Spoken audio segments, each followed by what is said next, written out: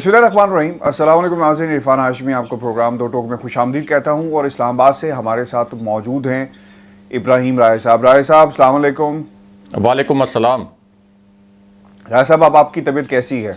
کافی طبیعت دنوں کے بعد آپ سے ملاقات ہو رہی ہے۔ طبیعت اب الحمدللہ بہتر ہے پہلے سے، بالکل ٹھیک ہو گیا۔ لیکن سر یہ جو پاکستان کا سیاسی منظرنامہ ہے، یہاں پر لوگوں کی طبیعت خراب بھی ہو رہی ہے، کبھی ٹھیک ہو جاتی ہے، کبھی کوئی آئی سی یو میں پہنچ رہا ہے، کبھی کوئی وینٹیلیٹر پہ پہنچ جاتا ہے، کوئی کبھی صحت یاب ہو کر آئی سی یو سے باہر آ کر بھنگڑے ڈال رہا ہوتا ہے، اور کوئی جو ہے وہ صرف ایکٹنگ کر رہا ہے بیمار ہونے کی پاکستان کی سیاست کے اندر۔ رائے صاحب یہ پچھلے جو 3-4 دن تھے ہماری جو ہمارا پروگرام نہیں ہو سکا، اس دوران بہت ساری پولیٹیکل ڈیولپمنٹس ہو چکی ہیں پاکستان کے اندر، اور تحریک اعتماد جمع بھی کروا دی گئی۔ پھر زور لگایا جا رہا ہے کہ لوگوں کو 172 لوگوں کو کیسے آپ نے لے کر آنا ہے۔ پاکستان تحریک انصاف کے سامنے سر بہت سارے چیلنجز ہیں، لوگ یہ کہتے ہیں کہ نہیں ہے، لیکن چیلنجز اب یہ ہیں کہ آپ نے اتحادیوں کو کیسے منانا ہے، کیسے جوڑ کر رکھنا ہے۔ اور اس دن آپ اپنے لوگوں کو تو پارلیمنٹ جانے سے روک سکتے ہیں، لیکن اگر اتحادی وہاں پر پہنچ گئے اور انہوں نے آپ کی بات نہ مانی تو پھر کیا ہوگا؟ یہ بہت سنجیدہ سوالات ہیں۔ پھر حکومت کی حکمت عملی، پھر عمران خان صاحب کے جلسوں پہ جلسے کرنا، میلسی کا جلسہ ہوا دیر، پھر اب یہ ایک اور جلسہ جو ہے وہ کرنے جا رہے ہیں، اور پھر جو ٹاسک دیا گیا ہے سب سے بڑے جلسے کا، اور وہ ٹاسک یہ ہے کہ اسلام آباد میں 10 لاکھ لوگوں کو اکٹھا کرنا ہے۔ پاکستان کی جو ایک شو آف پاور ہے وہ کیا جائے گا، عوام کو دنیا کے سامنے، پاکستان کے طاقتور حلقوں کے سامنے، فیصلہ ساز حلقوں کے سامنے، اپوزیشن کے سامنے، سب کے سامنے دکھایا جائے گا کہ عمران خان کون ہے، عوام اس کے ساتھ کھڑی ہے، اور ایک مومنٹم بنایا جا رہا ہے۔ رائے صاحب حکومت میں آپ ہونا تو جلسے کرنا ذرا آسان ہوتا ہے، لوگوں کو لانا بھی آسان ہوتا ہے، لیکن عمران خان صاحب کے جلسوں سے ایسا نہیں لگتا کہ یہ لوگ بلائے ہوئے لوگ ہوں گے یا ان کو گاڑیوں میں بھر کے لایا ہوگا؟ لوگ عمران خان کو دیکھنے کے لیے آ رہے ہیں۔ راج صاحب یہ باتیں پچھلے 3 دن سے ہو رہی ہیں۔ آج تو خیر شیخ رشید صاحب نے جو بات کہی کہ جن لوگوں کی 5 سیٹیں ہیں وہ بات کر رہے ہیں وزارت کی پنجاب کی سیاست کے حوالے سے، پھر وہاں سے بھی وار ہوئے، اس پہ بھی ہم آئیں گے، لیکن سب سے پہلے راج صاحب شہر اقتدار کی کیا خبر ہے؟ عمران خان صاحب گھبرا رہے ہیں یا ان کی جو تیاری ہے اس کو لے کر پاکستان کی اپوزیشن جماعتیں اس وقت گھبرا رہی ہیں، اور ملاقاتیں سینٹر اس وقت آپ کا شہر بنا ہوا ہے؟ بتائیں ہمیں آپ اپنے شہر کا حال حوالے اس وقت کیا چل رہا ہے صاحب؟ دیکھیں ایک تو اس وقت بڑی بحث چل رہی ہے، جو پرائم منسٹر عمران خان نے الفاظ استعمال کیے کہ نیوٹرل تو جانور ہوتا ہے، اور جان بوجھ کر اس کے متعلق یہ تاثر دیا جا رہا ہے کہ پرائم منسٹر عمران خان نے کوئی اسٹیبلشمنٹ کے متعلق بڑے نامناسب الفاظ استعمال کر دیے، یا کوئی army chief general Qamar Javed Bajwa کے متعلق بڑے نامناسب الفاظ استعمال کر دیے۔ حالانکہ اگر آپ اس کا کانٹیکسٹ دیکھیں تو کانٹیکسٹ کیا ہے؟ کانٹیکسٹ یہ ہے کہ اس سے پہلے اسی پلیٹ فارم کے اوپر میں ایک کوٹ کو دہرا چکا ہوں، آج پھر ویورز کے سامنے رکھ دیتے ہیں کہ اگر ایک شخص یہ کہتا ہے کہ باہر بارش ہو رہی ہے اور دوسرا شخص یہ کہتا ہے کہ باہر بارش نہیں ہو رہی، تو ایک صحافی کا کیا کام ہے؟ اس کا کام یہ نہیں ہے کہ وہ یہ کہے کہ ایک شخص یہ کہہ رہا ہے کہ باہر بارش ہو رہی ہے، دوسرے کا موقف یہ ہے کہ باہر بارش نہیں ہو رہی۔ اس کا کام یہاں ختم نہیں ہو جاتا۔ اس کا کام یہ ہے کہ وہ کھڑکی سے باہر جھانکے یا گھر سے باہر جائے اور دیکھے کہ باہر بارش ہو رہی ہے یا نہیں ہو رہی، اور اگر بارش ہو رہی ہے تو بتائے کہ بارش ہو رہی ہے اور کون ٹھیک کہہ رہا ہے اور کون غلط کہہ رہا ہے۔ اچھا، اب پرائم منسٹر کا جو کانٹیکسٹ ہے وہ یہ تھا کہ اچھائی اور برائی میں سے جب آپ کو نظر بھی آ رہا ہو کہ اچھائی کون سی ہے، برائی کون سی ہے، تو آپ کو اس میں سے ایک کا انتخاب کرنا ہے نا۔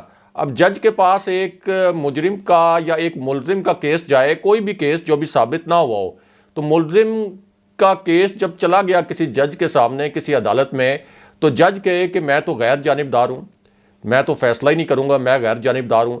کسی تھانے دار کے پاس کیس چلا جائے، وہ یہ کہے کہ میں غیر جانبدار ہوں، 2 فریق وہاں موجود ہوں، وہ کہے کہ میں غیر جانبدار ہوں، اب آپ آپس میں فیصلہ کر لیں۔ یعنی جو فریق جو ہے وہ غیر آئینی طریقے سے، غیر قانونی طریقے سے، زور زبردستی سے پھر فیصلہ اپنے حق میں کروا لے گا، اس کا مطلب ہوگا کہ وہ فریق جیت جائے گا. یہی مطلب ہوا نا اس کا. تو پرائم منسٹر عمران خان کا تو کانٹیکسٹ پورا یہ تھا کہ اچھائی اور برائی کا جو ایک پیمانہ ہے وہ اگر آپ کو نظر آ رہا ہے، اور آپ سے مراد یہ ہے کہ صحافیوں کو بھی نظر آ رہا ہے، پاکستان کے جو دیگر حلقے ہیں جو مختلف طبقات سے تعلق رکھتے ہیں ان کو بھی نظر آ رہا ہے، جو پاکستان کے فیصلہ ساز حلقے ہیں، یعنی میں کھل کر کہوں گا پاکستان کی اسٹیبلشمنٹ، ان کو بھی نظر آ رہا ہے، پاکستان کا جو قانونی نظام ہے اور قانونی نظام کے جو سٹیک ہولڈرز ہیں ان کو بھی نظر آ رہا ہے، الیکشن کمیشن کو بھی نظر آ رہا ہے کہ کس طریقے سے 20-20 کروڑ روپے دے کر فلور کراس کروانے کی کوشش کی جا رہی ہے. تو اس پوری صورتحال میں اگر پاکستان کا پورا قانونی نظام، الیکشن کمیشن، پاکستان کے ادارے اور پاکستان کی اسٹیبلشمنٹ اگر یہ کہے کہ ہم تو نیوٹرل ہیں، تو اس کا مطلب تو یہ ہوگا کہ پھر کھلی اجازت دی گئی ہے کہ غیر آئینی، غیر قانونی ہتھ کنڈے اپوزیشن استعمال کرے پرائم منسٹر عمران خان کی آئینی حکومت کو گرانے کے لیے. اور یہ غیر آئینی اور غیر قانونی ہتھ کنڈے کیوں ہیں؟ وہ اس لیے ہیں. لیکن سوری راجہ صاحب، میں آپ کی بات کاٹ رہا ہوں کیونکہ یہ بہت ضروری ہے کلیئر کرنا کہ یہ لفظ نیوٹرل کا پاکستان کی افواج نے تو خود سے نہیں استعمال کیا. انہوں نے کہا تھا کہ ہمیں سیاست سے الگ رکھا جائے، ہمیں نہ گھسیٹا جائے. یہ تو اپوزیشن نے استعمال کیا کہ امپائر نیوٹرل ہو چکا ہے. یہ اصطلاح تو اپوزیشن کی طرف سے آئی تھی. دیکھیں، چاہے اپوزیشن نے یہ لفظ استعمال کیا ہو یا چاہے پرائم منسٹر عمران خان نے کیا ہو یا کسی اور حلقے نے کیا ہو، معاملہ یہ ہے کہ کیا یہ جو اپوزیشن ہے یہ غیر آئینی ہتھ کنڈے استعمال کر رہی ہے یا نہیں کر رہی، غیر قانونی ہتھ کنڈے استعمال کر رہی ہے یا نہیں کر رہی. پرائم منسٹر عمران خان کی آئینی طور پر قومی اسمبلی میں اکثریت موجود ہے یا نہیں ہے؟ آئینی طور پر ہے نا، 179 کا فگر ان کا آئینی طور پر ہے. اگر اس آئینی عددی اکثریت کو آپ خرید و فروخت کے ذریعے اقلیت میں بدلنے کی کوشش کر رہے ہیں، تو کیا پھر تمام پاکستان کے جو سٹیک ہولڈرز ہیں ان کو نیوٹرل رہنا چاہیے؟ اس کا مطلب تو یہ ہوگا کہ پھر پاکستان کے اندر یہ ایک ایسا نظام بن جائے گا کہ جس کے پاس بے تحاشا دولت ہے، وہ دولت چاہے لوٹ کھسوٹ سے حاصل کی گئی ہو، منی لانڈرنگ سے حاصل کی گئی ہو، کرپشن سے حاصل کی گئی ہو، اور ایسی کرپشن جس کے متعلق شواہد جو ہیں وہ عدالتوں میں پیش کیے جا چکے ہوں اور اس کے بعد عدالتوں سے فیصلے بھی آ چکے ہوں. لیکن اس پوری صورتحال میں بھی ان لوگوں کو اجازت دی جائے کہ آپ کھل کر اپنا یہ گھناؤنا کھیل کھیلیں. یعنی ایک تو کرپٹ، اوپر سے منی لانڈرنگ، اس کے ساتھ ساتھ 8-10 سال سے یہ لوگ مختلف کیسز میں التوا بھی لے رہے ہیں. لیکن آپ یہ کہیں کہ ان کو اجازت دی جائے کہ یہ ایک منتخب حکومت کو غیر آئینی اور غیر قانونی طریقے سے رخصت کر دیں، تو یہ تو پھر فیئر نہیں ہے. اور پرائم منسٹر عمران خان کا یہ جو کامنٹ تھا کہ جانور صرف نیوٹرل ہوتا ہے، ان کا مطلب یہ تھا کہ ایک انسان جو ہوتا ہے وہ تو ظاہر شعور رکھتا ہے. انسان اور جانور میں کیا فرق ہوتا ہے؟ جانور اور انسان میں فرق یہی بتایا گیا ہے ہمارے مذہب میں بھی کہ جانور میں اس طرح کا شعور نہیں ہوتا جو کہ انسان میں ہوتا ہے. اور پھر انسان کا جو شعور ہے اس نے بڑے ارتقائی مراحل طے کیے ہیں.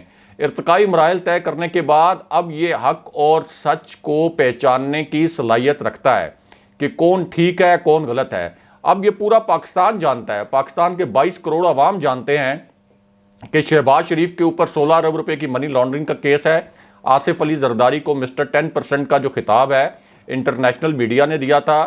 آصف علی زرداری کے اوپر 8 ارب روپے کی ایک جعلی ٹرانزیکشن کا کیس چل رہا ہے.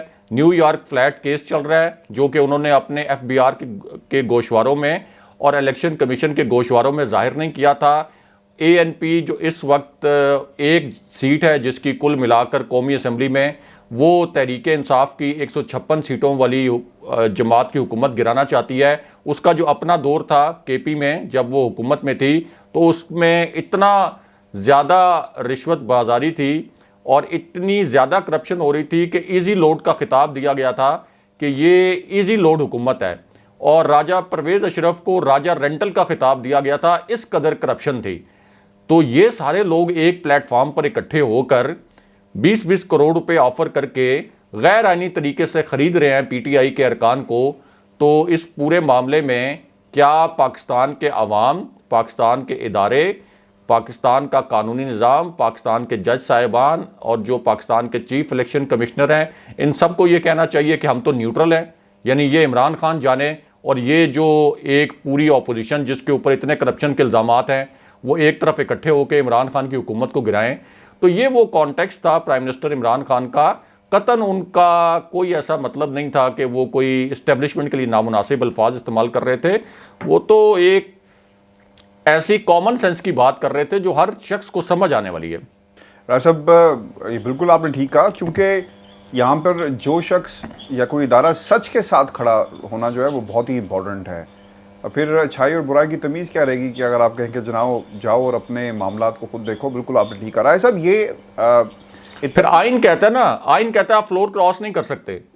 مطلب آئین کہتا ہے فلور کراس نہیں کر سکتے، لیکن ان کو اجازت دی جا رہی ہے کہ وہ 20-20 کروڑ روپے دے کے لوگوں کو خرید لیں. تو کہیں نہ کہیں کسی نہ کسی نے تو روکنا ہے نا. اگر آپ نہیں روکیں گے تو پھر ختم کریں. یہ ایک جو ایک جو آپ نے مذاق بنایا ہوا جمہوریت کے نام پر، یہ پارلیمانی نظام بنایا ہوا، ختم کریں اس کو. ہاں بالکل ختم کر دینا چاہیے. پھر الیکشن کمیشن کو بھی پوچھنا چاہیے کہ ان ٹیپس کا کیا ہوا جب پیسے لیے جا رہے تھے. آج تک رائے صاحب کسی نے پوچھا نہیں. کسی اسلام آباد کے صحافی نے جا کر یہ نہیں الیکشن کمیشن اور باقی اس کو پرسو ہی نہیں کیا کہ پوچھا جائے. لوگ اقتدار کے ایوانوں میں پہنچ گئے، فیصلہ کرنے کی پوزیشن میں پہنچ گئے، لیکن کسی کو توفیق نہیں ہوئی. اور میرا خیال ہے کہ یہ صرف یہ ہر اس ادارے پر اور ہر اس شخص کے لیے یہ ایک بہت ہی سنجیدہ سوال ہے کہ آپ نے کس طرف کھڑا ہونا ہے. حق کے ساتھ کھڑا ہونا ہے کہ آپ نے جھوٹ کے ساتھ کھڑا ہونا ہے. راجہ صاحب یہ اتحادیوں کی کہانی اس وقت کیا بن رہی ہے؟ کیونکہ ہماری جو اس وقت اطلاعات ہیں، چودھری شجاعت صاحب یہ کہتے ہیں کہ ہم 24 گھنٹوں میں کوئی نہ کوئی فیصلہ کر لیں گے، ہمیں کمزور مت سمجھا جائے. اور پھر دوسری طرف ہم نے یہ دیکھا کہ شیخ رشید صاحب برسے نظر آ رہا تھا کہ کچھ وائبز آ رہی ہیں اور اتحادی کبھی ناراض ہو جاتے ہیں، کبھی مان جاتے ہیں. اور اب یہ بھی اطلاعات ہیں کہ وزیر اعظم پاکستان عمران خان صاحب جو ہیں وہ جا کر ملاقات کریں گے کل غالباً مونس الہی اور پرویز الہی کے ساتھ، اور اعتماد میں لیں گے. اور پھر ملاقاتیں ہو بھی رہی ہیں ایم این ایس سے بھی، اور یہ ملاقاتوں کا سلسلہ جاری ہے. اور پھر شاہ محمود قریشی کی بھی ملاقات ہوئی ہے. دیکھیں پرائم منسٹر کے لیے تو بڑا آسان ہے. پہلے دن ہی بڑا آسان تھا. پہلے دن ہی وہ اعلان کر دیتے کہ چودھری پرویز الہی کو ہم بنائیں گے وزیر اعلیٰ پنجاب. یہ تحریک عدم اعتماد اسی دن ختم ہو جاتی، یہ اسی دن فوت ہو جاتی. اس کی وجہ یہ نہیں تھی کہ 5 سیٹیں چودھری پرویز الہی کی تو وہ 5 سیٹیں نہ جاتی ان کے ہاتھ سے، یعنی 5 ارکان جو ان کے قومی اسمبلی میں ہیں، یہ 5 ارکان کھڑے رہتے حکومت کے ساتھ. اس کی وجہ یہ تھی کہ چودھری پرویز الہی کی جانب سے جب یہ کہا جاتا کہ ٹھیک ہے مجھے وزیر اعلیٰ بنا دیا گیا ہے تو میں حکومت کی حمایت کروں گا اور تحریک عدم اعتماد کی حمایت نہیں کروں گا، تو اس کا مطلب یہ ہوتا کہ باقی جو اتحادی جماعتیں ہیں وہ پھر مکمل طور پر حکومت کے ساتھ کھڑی ہو جاتی. ان کو بھی کہیں نہ کہیں اکوموڈیٹ ضرور کرنا پڑتا، لیکن ایک تاثر یہ بھی جاتا کہ اسٹیبلشمنٹ بھی جو ہے اس وقت پوری طریقے سے حکومت کے ساتھ ہی کھڑی ہے. تو یہ قصہ تو اسی وقت ختم ہو جاتا. لیکن پرائم منسٹر عمران خان بہت جلد بازی میں فیصلہ نہیں کرتے. بہت جلدی اس طرح سے اگر کوئی دباؤ ڈال کر فیصلے کروانے کی کوشش کرے تو پرائم منسٹر عمران خان اس طرح سے دباؤ میں بھی نہیں آتے.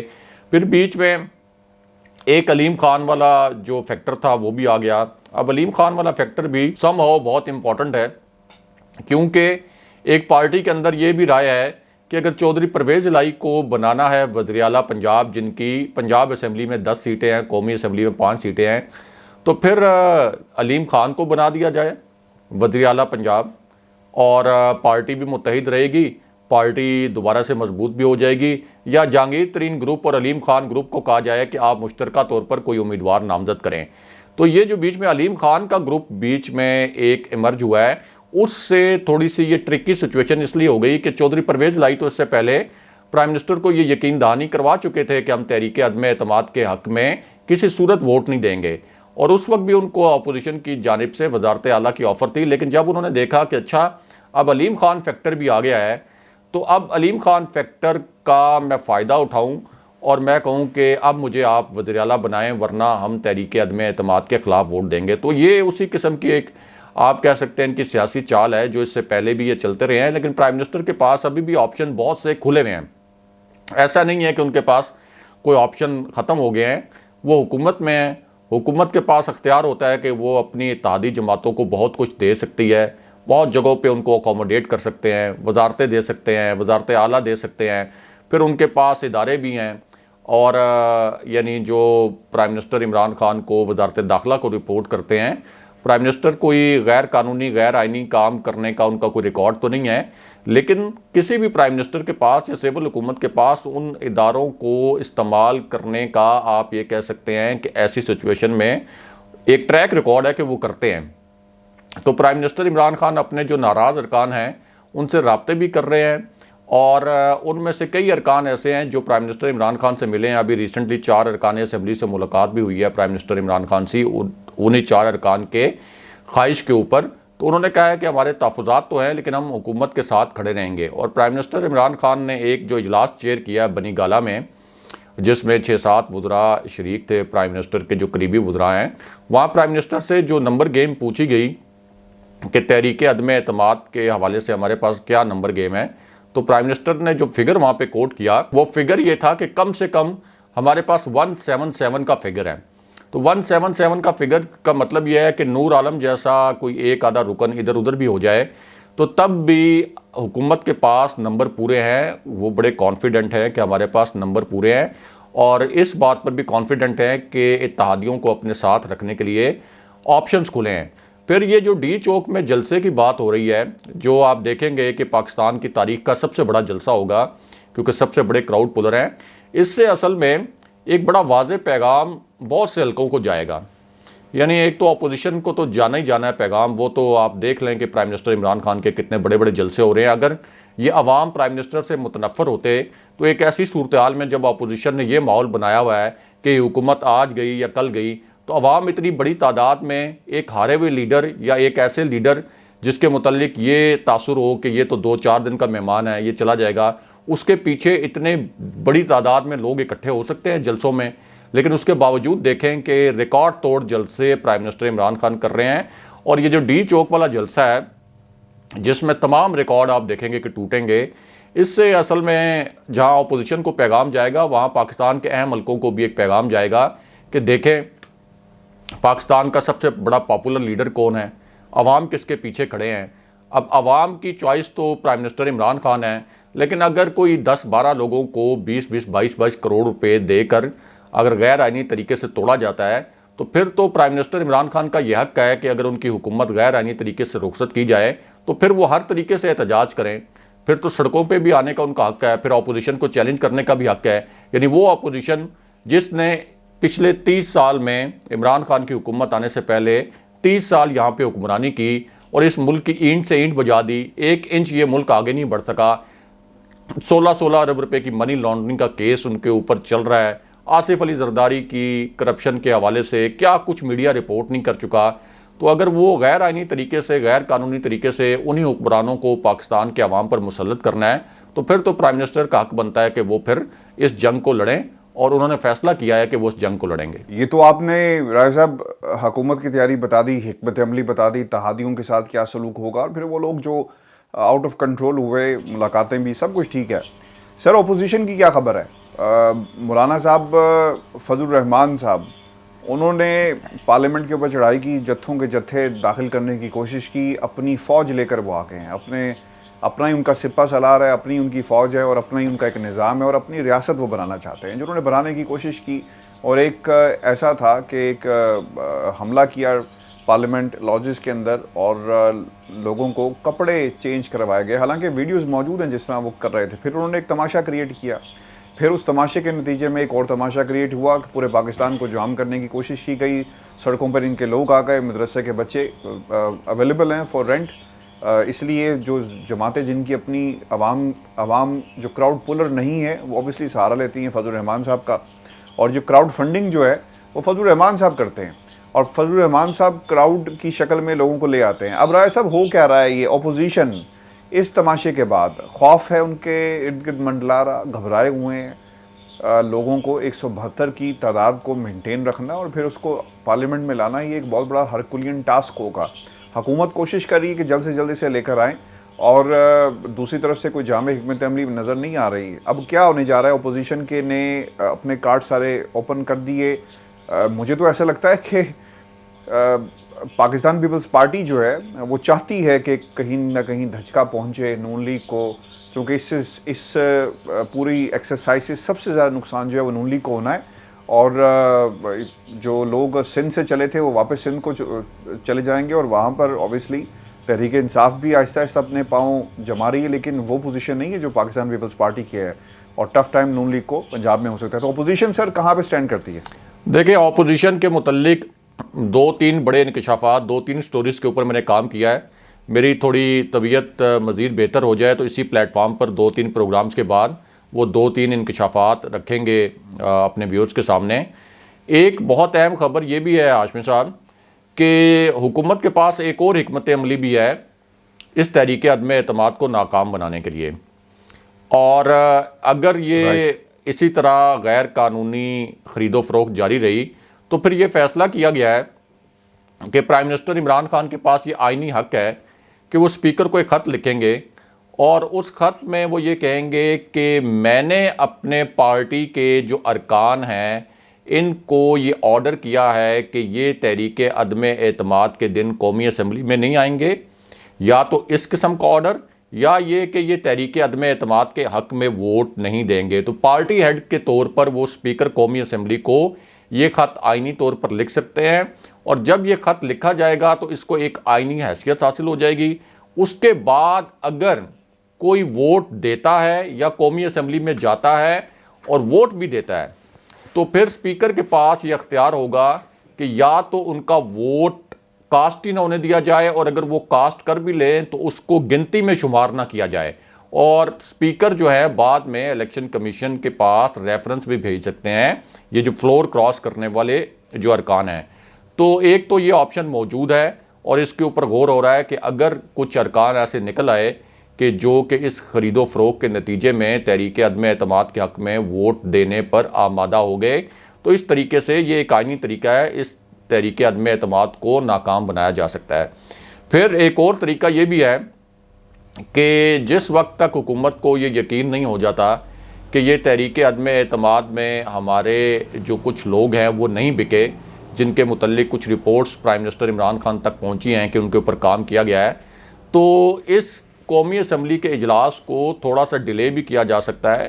اس حوالے سے ایک صدارتی آرڈیننس کی بھی بات کی جا رہی ہے، کچھ حکومت کے جو قانونی امور کے ماہرین ہیں ان سے ہماری بات ہوئی ہے، تو ایک صدارتی آرڈیننس کے ذریعے یہ قومی اسمبلی کا اجلاس کنوین کرنے میں بھی کوئی تھوڑی سی تاخیر کی جا سکتی ہے، مین وائل حکومت اپنی صفیں درست کر سکتی ہے۔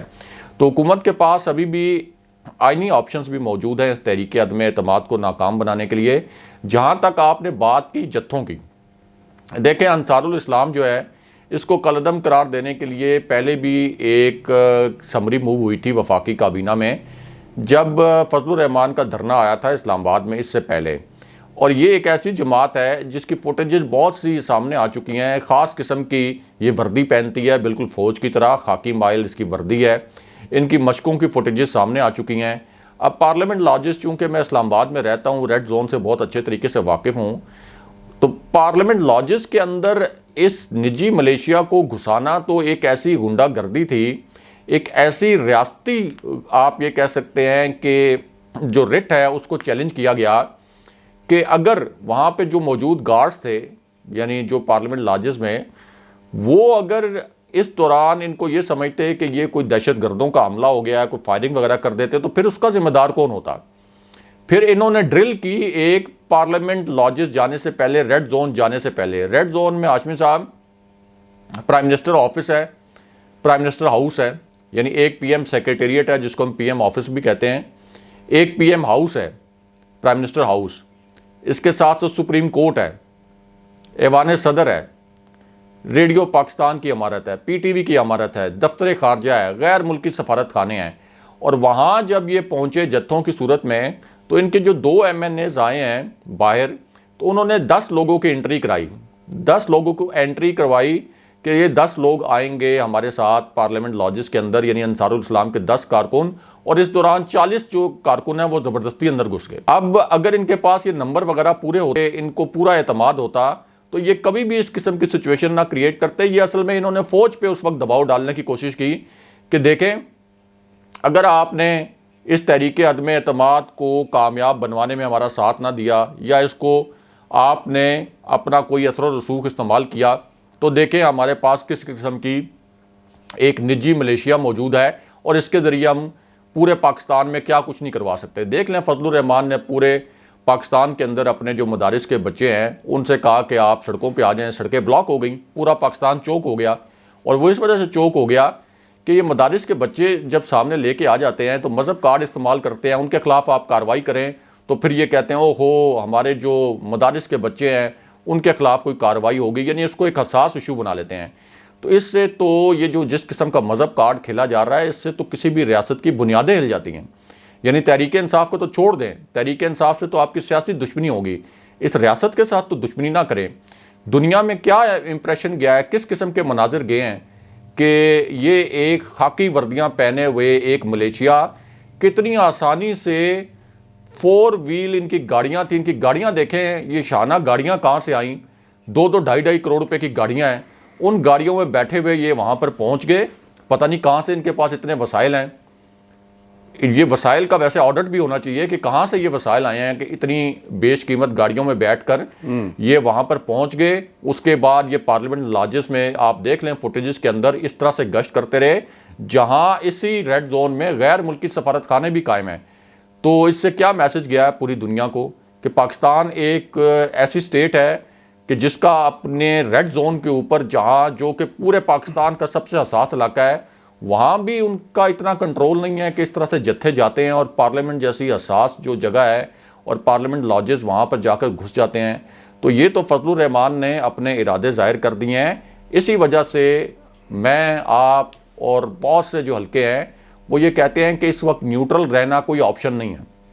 نیوٹرل رہنا ہے تو اس کا مطلب یہ ہے کہ اس ملک کے اندر کوئی دنگا فساد ہو تو پاکستان کے ادارے کہیں ہم نیوٹرل ہیں, پولیس کہیں نیوٹرل ہیں, قانون نافذ کرنے والے کہیں ادارے جو ہیں وہ کہیں نیوٹرل ہیں.